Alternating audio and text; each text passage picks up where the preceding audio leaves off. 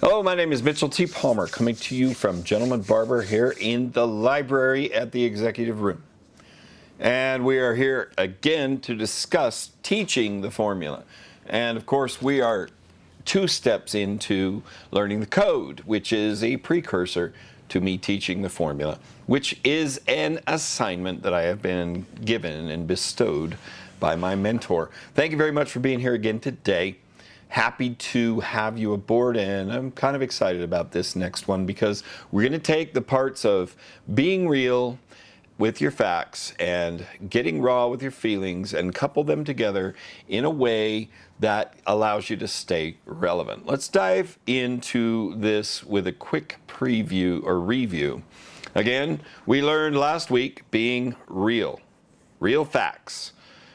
We then dove in yesterday with getting raw with your feelings. Today we're going to talk about staying relevant, and in order to do that, I wanted to start off with this quote by George Orwell. In a time of deceit, now I've seen this in 2 different ways. In a time of deceit or in a time of ultimate deceit, telling the truth is a revolutionary act. Now, my mentor likes to say, in a land of liars, speaking the truth is a declaration of war. Let's look into how that comes into play with the topic of staying relevant. When you speak your truth, you then share your feelings. You've realized by this time, if you followed along, that you've discovered a brand new superpower, and it feels amazing. You love it. You're speaking real truth, you're expressing raw feelings, and you've become a drive-by shooter, right? I mean, none of your truth is focused. None of your truth is anything but just spewing whatever comes to your mind, whatever feeling comes to your heart or soul, and you are operating like a man strapped with a fully automatic machine gun, and you are just mowing people down with your truth and with your feelings.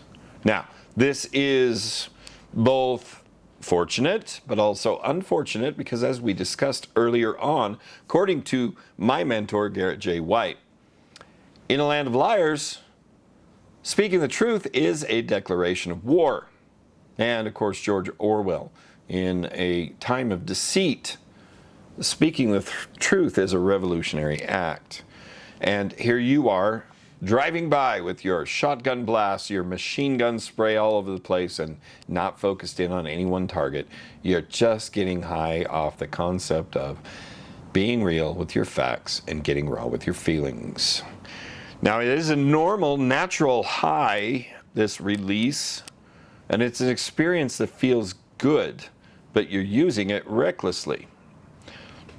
You have this fantastic euphoria about you, but you have no idea what you want short term.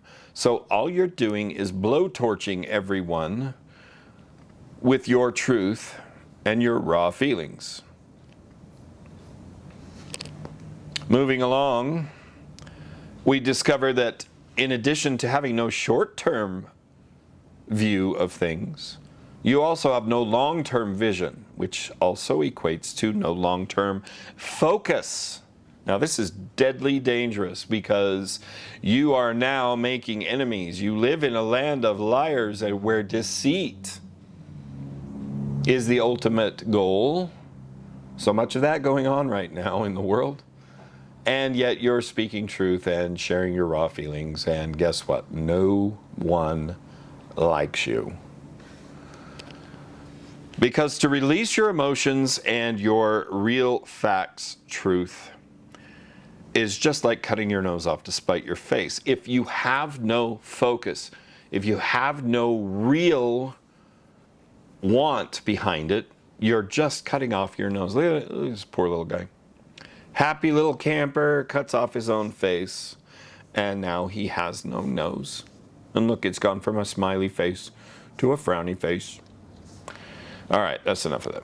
So next we want to talk about how man is hardwired. And man is hardwired to pursue what he wants. But here you are just going through life, spreading your real facts and your raw emotions all over everybody. Not based in what you want, but based in the euphoria you get to feel by living by half of the code. So, when you don't know what you want, the trouble here is that you become a pawn. You become a tool for something, someone else. You spew your truth everywhere, you scream it to the world, you expose your raw feelings, and you have no focus. You don't know what you want. So you become someone else's plaything, someone else's tool, because you're just lost in the forest of spewing truth. So what you want in the long term determines what you do today in the short term as well.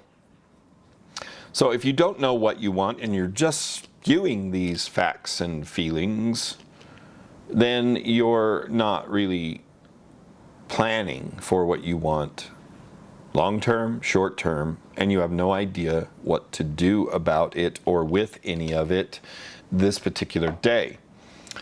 This leads to a topic that's really I'm keen on this. Now, I've been through the code many times myself through the Warrior program with mentors, with other brothers that are also studying the same thing. And relevancy has really escaped me until I started teaching it. So, method to madness, learn one, teach one, and guess what?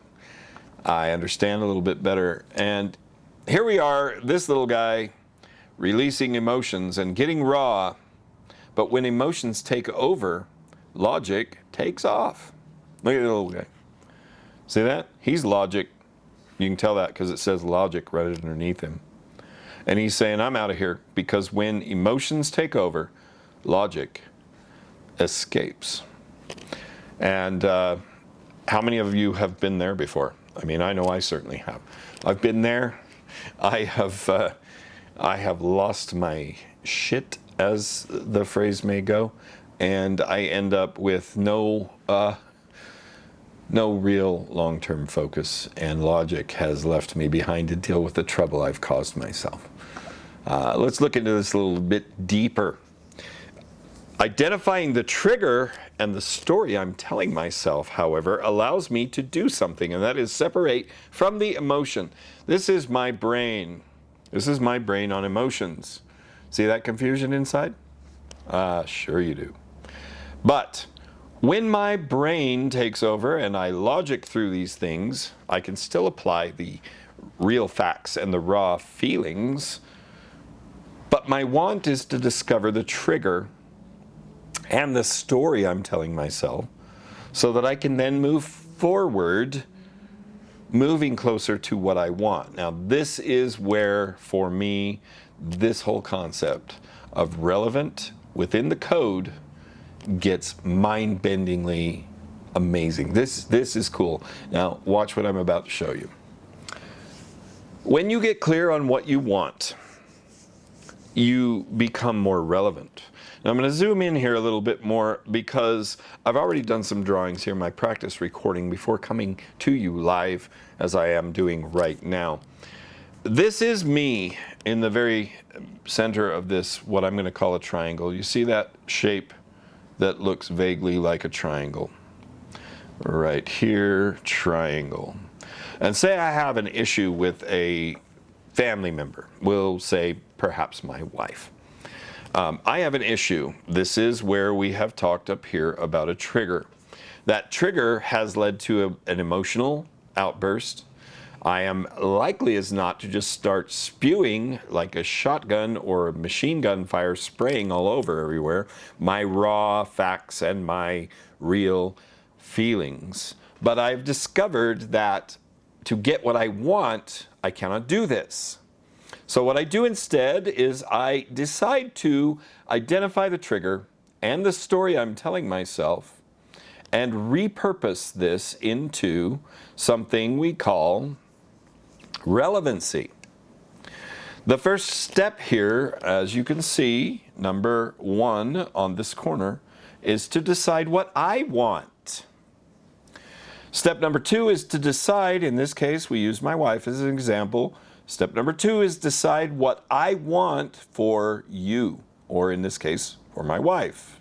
Step number 3 is to decide what I want for us together. Now, that takes us from this centerpiece here, where we have a situation, and it gives us more sight or focus or more relevancy. This was, for me, absolutely game-changing. I went from being a man who was so excited to tell the truth about everything, to stop lying, to stop sparing feelings, and to stop stuffing in my emotions and feeling all pent up with anger and turn into rage and then let it spew out over somebody that doesn't deserve it, doesn't want to hear it. And some of you, my customers, have been in my barber chair to experience this. But unlocking, living by the code, be real, get raw, stay relevant, which is where we are right now. I have discovered a pathway to transforming my story to becoming what I want. So you transform your story and it ensures that you get what you want. Here we are over here. This is Mitchell and his original story, which honest to God used to be just head up my ass. I think I know everything. And everybody else around me needs to just calm down or realize that they're being unreasonable, which is funny because this happens most when I'm being most emotional. Remember that confusion we saw in the illustration. This is me in my original story, and it's not getting me any closer to what I want. So what I have discovered, see over here where we need to get over here to what I want, we have now bridged the gap by finding a desired story. And once again, going to backtrack, I first have to decide what I want.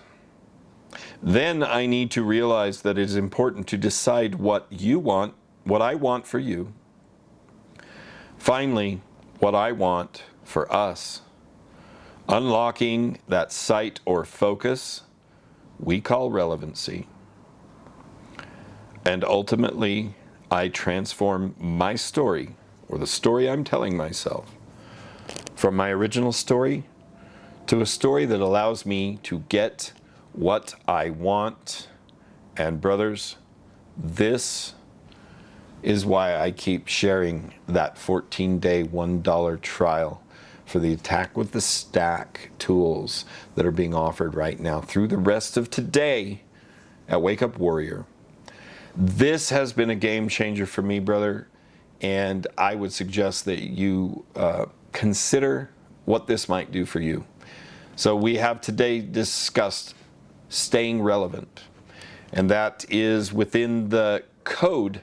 We have one more aspect of this to go over, and that will be later in the week when we discuss what my mentor calls having a commitment to big ass results. That is the fourth and final piece in the code. After that, I'm going to do a quick video and I'm going to carry out my assignment, which is to teach the formula.